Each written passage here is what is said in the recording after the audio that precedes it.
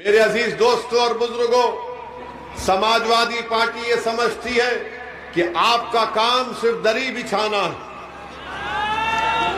आपका काम सिर्फ दरी बिछाना है। अब हम आपसे कह रहे हैं कि दरी नहीं बिछाएंगे इंशाअल्लाह ताला। अब ये हमारी इज्जत और सम्मान की लड़ाई है। अगर अखिलेश यादव समाजवादी पार्टी ये समझती है कि अल्पसंख्यक समाज को दबाया जाएगा, कुचल दिया जाएगा और उनका हक उनको नहीं दिया जाएगा, और फिर समाजवादी पार्टी बसपा ये कहती है कि ओवैसी को वोट मत दो वरना बीजेपी जीत जाएगी। ये कहते हैं ना, अगर इसको वोट देंगे तो बीजेपी जीत जाएंगी। अब हम आपको बता रहे हैं, हमारे जाने के बाद ये फिर से शुरू करेंगे चर्चा। बोलेंगे भड़काऊ भाषण देकर गया, बच के रहना इससे। आप उनको बताइए, हम आपको सुनिए हमारी बात को, हम आपको बता रहे हैं 2019 के लोकसभा के चुनाव में आपने बीजेपी को वोट दिया था? नहीं दिया था ना। उत्तर प्रदेश में आपने दिया था कहीं पर संभल को छोड़ के? नहीं दिया था ना। क्या समाजवादी का और बसपा का इत्तेहाद अलायंस नहीं था? था ना।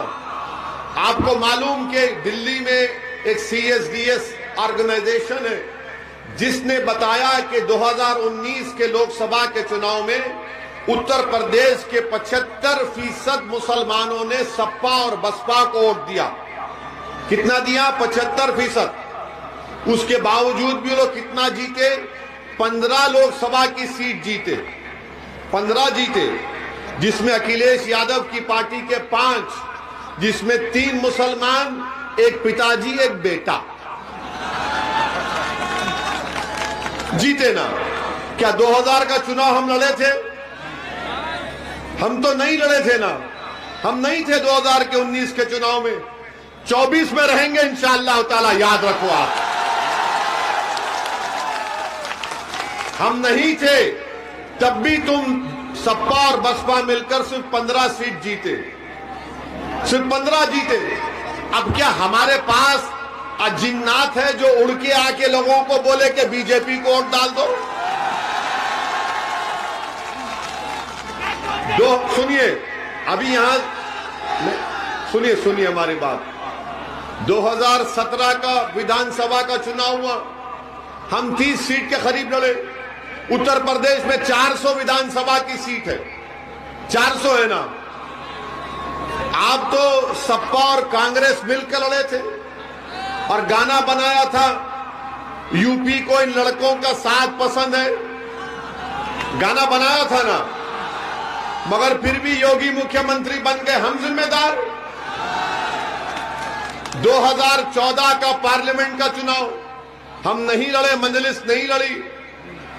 75 के करीब पार्लियामेंट की सीट पर बीजेपी कामयाब हो गई। हम जिम्मेदार थे क्या? हम नहीं थे। तो इनका ये इल्जाम ना सिर्फ झूठा है बल्कि हमसे अब डरना शुरू कर दिए हैं लोग। ये डर इसलिए है कि हम सच्चाई को बयान करते हैं। ये डर इसलिए है कि वो जानते हैं कि अगर आप एक मर्तबा खड़े हो जाएंगे और इनकी जंजीरों को आप जब तोड़ देंगे, आपको अपनी ताकत का अंदाजा नहीं है। आपको अपनी ताकत का अंदाजा उसी वक्त होगा जब यहां से आप मजलिस के प्रत्याशी खालिद जमा को कामयाब करेंगे, यहां से विधायक बनाएंगे। अब समाजवादी पार्टी बसपा के लोग ये भी कहेंगे, अरे इस चुनाव में मजलिस के अगर 8-10 जीत जाते हैं तो क्या होगा? 8-10 अगर जीत गए तो उत्तर प्रदेश की विधानसभा के इंशाअल्लाह दरो दीवार को मजलिस के लोग हिला हिला कर रख देंगे। गूंगे बनकर नहीं बैठेंगे, गूंगे बहरे और अंधे बनकर नहीं बैठेंगे, गुलामी नहीं करेंगे, भीख नहीं मांगेंगे, अपने हक के लिए आवाज उठाएंगे उत्तर प्रदेश की विधानसभा में गरीब और मजलूम के इंसाफ के लिए। और जो लोग आपको बोलेंगे अरे ये क्या कर लेंगे, 8-10 जीत गए, सत्ता में आते हैं क्या? क्या जब ये मौजूदा विधायक पहली मर्तबा विधायक बने, क्या सरकार नहीं थी समाजवादी की? थी ना। कौन से आसमान से तो तारे तोड़कर ला कर दिए? कौन से आसमान से तारे तोड़कर ला कर दिए? अब जो लोग बोलेंगे आपसे कि 8-10 जीत गए तो क्या होगा, मैं उनको जवाब दे रहा हूं। भारत की लोकसभा में जो हमारी देश की सबसे बड़ी पंचायत है, 540 पार्लियामेंट के मेंबर्स में 2 दीवाने जब असदुद्दीन ओवैसी, इम्तियाज जलील खड़े हो जाते भाषण देने के लिए, हम सिर्फ 5 मिनट बात करते हैं। 5 मिनट में 300 बीजेपी के एमपी खड़े होकर बोलते तू बैठ जा, तू बैठ जा, तू बैठ जा। और हम उनसे क्या कहते हैं, तुम नहीं बैठेंगे, अब खड़े हो गए तो खड़े रहकर अपनी बात को मुकम्मल करते हैं। ये मिजाज आपको पैदा करना है, ये मिजाज आपको पैदा करना है। सत्ता में आने से हमको कोई मकसद नहीं है। हम अपनी गाड़ी पे मंत्री की लाइट या संतरी नहीं बनना चाह रहे, हम आपको नेता बनाना चाहते और अल्लाह बनाएगा आपको इंशाअल्लाह ताला। हमारी तो यही कोशिश है कि हमारी जिंदगी में हम वो चीजों को देख लें कि आपकी एक लीडरशिप बन जाए, जमीन से उठे आपका नेता बने। क्या बात है कि समाजवादी में अखिलेश यादव नेता है, बीएसपी में बहन मायावती है, बीजेपी में मुख्तलिफ है। आपका नेता कौन है बताओ, कौन है आपका नेता? नहीं, आपका नेता कौन है? मेरा नाम मत लो। मैं यहां पर अपनी मकबूलियत के लिए नहीं आया हूं, मैं यहां पर तुम्हारे से नारे सुनने नहीं आया हूं मेरी तारीफ में। अल्लाह मेरे दिल का हाल जानता है। मैं आपसे सवाल है, घर जाकर सोचो, रात के अंधेरे में उठकर सोचो, बुजुर्गों के पास, उनके पैरों के पास बैठकर पूछो कि आज हमारी विधानसभा में एक दीवाना आया था, वो दीवाना हमसे सवाल कर गया कि तुम्हारा नेता कौन है बताओ। तुम्हारा नेता कोई नहीं है, तुमको छोड़ दिया गया तुम्हारे हाल पर। क्यों छोड़ दिया गया?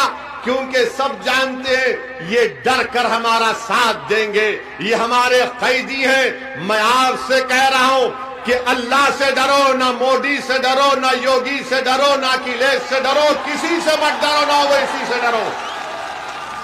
आप उम्मीद के नाम पर खालिद जमा को कामयाब कर दिया, उम्मीद के नाम पर, डर की बुनियाद पर नहीं। डर डर कर 50 साल से वोट हासिल कर लिए, क्या मिला आपको? ना आपको नेता मिला, ना आपको हिस्सा मिला, ना आपको हक मिला। मिला तो फसादात मिले, मिला तो CAA के एहतजाज में 22 नौजवानों को गोली से शहीद कर दिया गया, जान ले ली गई। बताओ, अगर आप अब नहीं उठेंगे तो कब उठेंगे? कौन तुम्हारी आवाज को पहचानेगा? हम आपसे बता रहे हैं, हम जिस प्रदेश से आते हैं तेलंगाना में, वहां हमारे सिर्फ 7 विधायक हैं, सिर्फ 7 विधायक हैं। लोग पूछेंगे तुमने क्या किया? हम बहुत काम बता सकते हैं जो ना सपा वाले उसका मुकाबला कर सकेंगे, ना बसपा वाले। हमने तेलंगाना की सरकार के सामने बैठकर कहा कि अल्पसंख्यक समाज मुसलमानों के बच्चे और बच्चियों के स्कूल का इंतजाम करो। आपको बताता हूं कि तेलंगाना में 60,000 अल्पसंख्यक समाज के मुस्लिम बच्चियां और बच्चे 6ठी जमात क्लास 6 से 12th क्लास तक, 12वीं जमात तक फ्री में पढ़ते। कपड़ा, खाना और उस स्कूल में एडमिशन के लिए एंट्रेंस लिखना पड़ता है। ऐसा भी स्कूल नहीं है। ये हमने किया। क्या उत्तर प्रदेश में नहीं किया जा सकता ये काम? कि हर बार किसी को अखिलेश को मुख्यमंत्री बनाओ, बहन जी को मुख्यमंत्री बनाओ, तुम्हारे घरों में चिराग जलेंगे, तुम्हारे घरों में पटाखे फोड़े जाएंगे, तुम्हारे घरों में ईद का माहौल होगा और मेरे घर में गम का माहौल कब तक रहेगा?